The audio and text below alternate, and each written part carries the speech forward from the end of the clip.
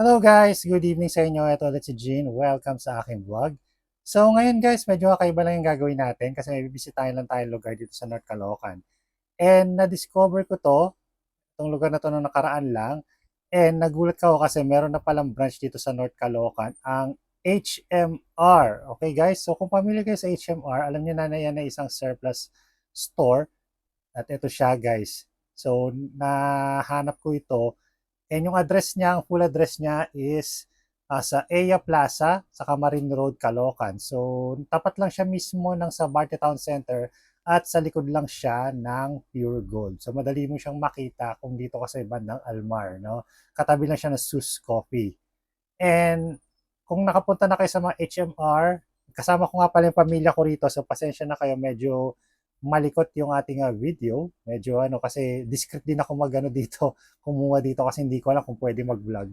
So, medyo malikot lang yung ating camera, and yun nga kasama ko rin yung asawa at anak ko kaya medyo nahirapan din ako na mag-shoot, no. So, tulad ng sinabi ko, yung pag HMR, sinabi niya yan, maraming yung mga tinda, or lahat ng tinda dyan is strip, no? Yung mga second-hand surplus from Australia and New Zealand.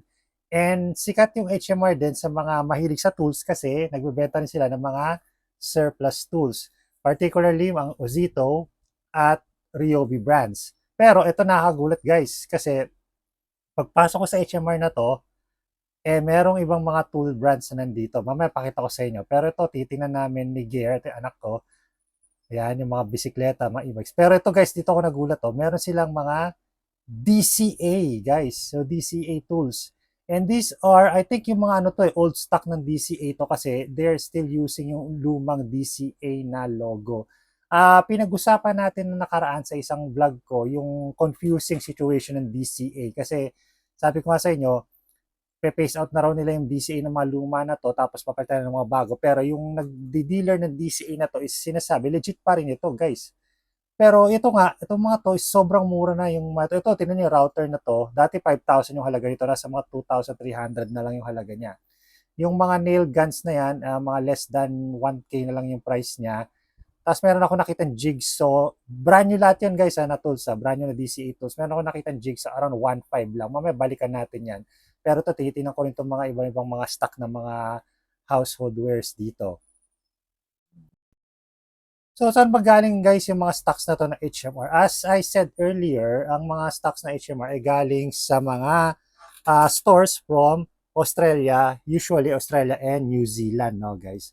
So, alam niyo naman sa Australia, hindi ko din nyo alam, sabihin ko sa inyo, isa sa pinakamalaki tindahan sa Australia, yung tinatawag nila na Bunnings Warehouse, no? Para siyang, para siyang, kung sa atin parang Wilcon, one-stop shop na hardware and builder center, yung Bunnings Warehouse. At pero meron ding Woolworths, merong Coles, yan, yung mga tindahan sa Australia, malalaking yan. And usually, syempre, may mga dinidispatch sila ng mga lumang stocks. And of course, pag mga Pilipino, syempre kukunin yan, ibebenta rito, di ba?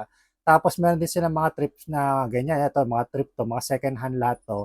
Lahat ng yan, chinek ko yung mga upuan na yan, chinek ko yung mga mesang yan, lahat yan used na.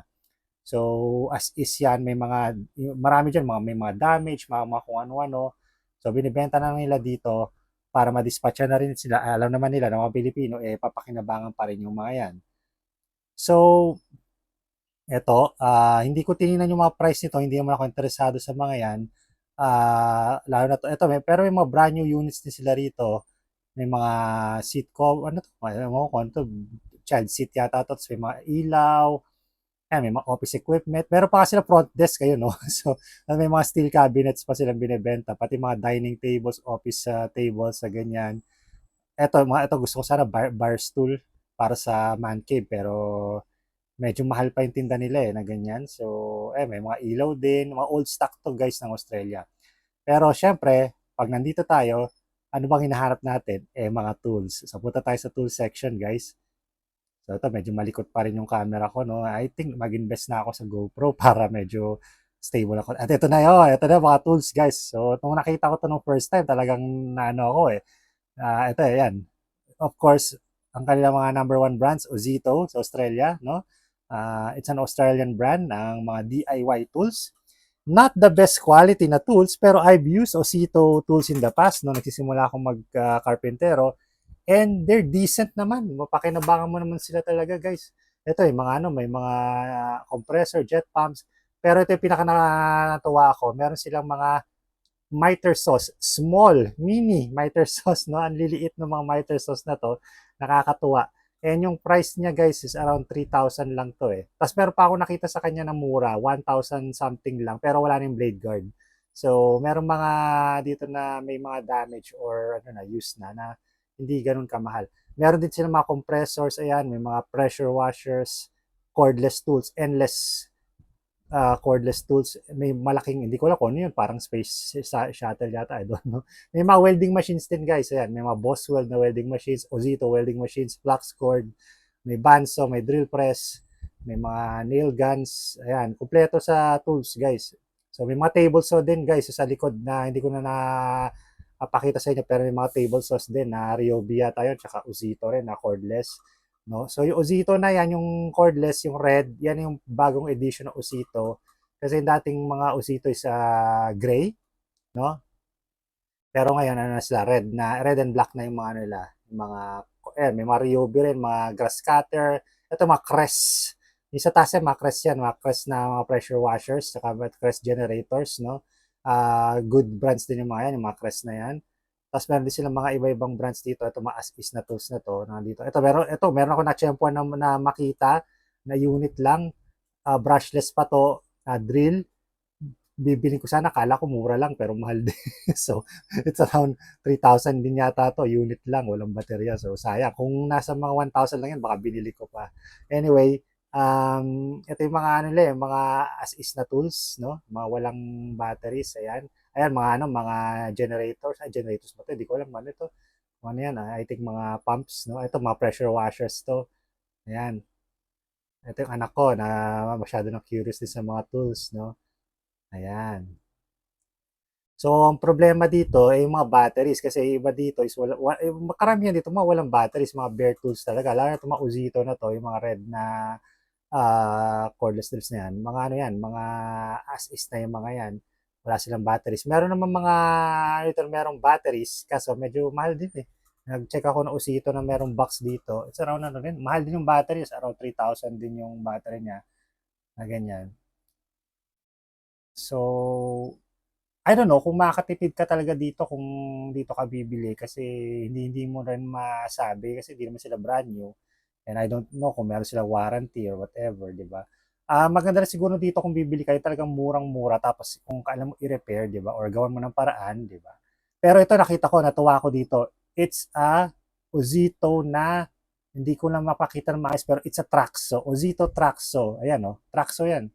Nga lang, wala yung rails niya. Tinanong ko yung sales lady kung meron kasamang rails pero wala daw eh. Pero feeling ko meron yan eh. Nandyan lang yan sa paligid. Pero good option na rin siya. It's only around 2,000 lang yung Traxo niya. So kung gagawa ka ng DIY na Traxo, okay na rin, di ba? Ito yung ano, murang circular so wala pang 1K to. May sira lang yata yung kanyang ano, commutator or something. Hindi ko lang kung kaya nyo ayusin yan. Pero kung kaya nyo ayusin yan, it's good, di ba? Ito, dami ng mga cordless circular saws, mga Usito rin to. Sa baba, mga pressure washers and napakaraming pressure washers, napakaraming circular saws na nandito. And sa kabilang shelf naman ay mga Ryobi. Dito na yung mga Ryobi. Ayan. Ito yung mga Ryobi na circular sauce. Cost around 2,000 something. 2,000 plus yung mga Ryobi na circular. So not bad na yun guys. Good quality ang Ryobi naman. Yan din yung mga tools ko dati. Mga Ryobi. Green Ryobi. Ayan. No, pang ano. Ayan. Dami. Oh, mga cordless. Meron pa silang airstrike na nandun na yun. Airstrike. Maganda yun. Kaso 16 gauge. Bihira ang 16 gauge na brand name sa Pilipinas. No? Pero okay din yan kung meron kayo 16 gauge na supplier, magandang klase yan. Brand new pa, naka-box pa. Kasi ito may mga grinder na de cordon, of course, Ryobi lahat yan. I think may nakita rin ako dito eh na ito yung mausito na may mga ano, may mga box pa at may mga battery pa. Ito yung mga sinasabi ko, ayan. So kung bibili kayo dito guys, tandaan nyo na ang mga ano, ang mga tools dito is from Australia. So 50 hertz lang tong mga to, yung mga corded nila. Yung mga cordless walang problema doon, pero yung mga 220 rin naman sa Australia, yun nga lang hindi ano siya, 50 hertz siya, hindi siya 60 hertz. So, kung gagamit kayo ng core ng decoder na tools na mga Australian tools, wag nyo ganong ibabad. Kasi mabilis mag-init yung mga 50 hertz tools sa atin, na 60 hertz tayo. So, pahinga din guys. Pero it works naman, ganyan din naman yung gamit ko noon. Okay lang naman, wala namang long lasting, basta maingat ka lang, ayan. So, ayun. So, ito pa, yung mga usito rin yan, mga naka-box, no? Ayan, ang dami-daming tools talaga. So, ito, binalikan lang namin ni Gear yung ibang mga tools dito. Itong miter saw na interesado ako, yung nasa baba. Ayan, nakalagay sa baba na miter saw, yung maliit na miter saw na yan. Ito yan, yung kinainhawakan ko yan. Mura lang kasi yan. It's around 1.8 yata. Yung hindi lang ako na ng camera. Ang likod kasi nung anak ko. Pero yan, murang-mura yung miter saw na yan. So, baka balikan ko yan kasi I think kailangan ko na ulit ng miter saw dito sa workshop. And good thing, meron dito na maliit lang na bagay na. Lumita rin kasi yung workshop natin. So, okay na rin magkaroon tayo ng mga small na tools na ganito. Ayan.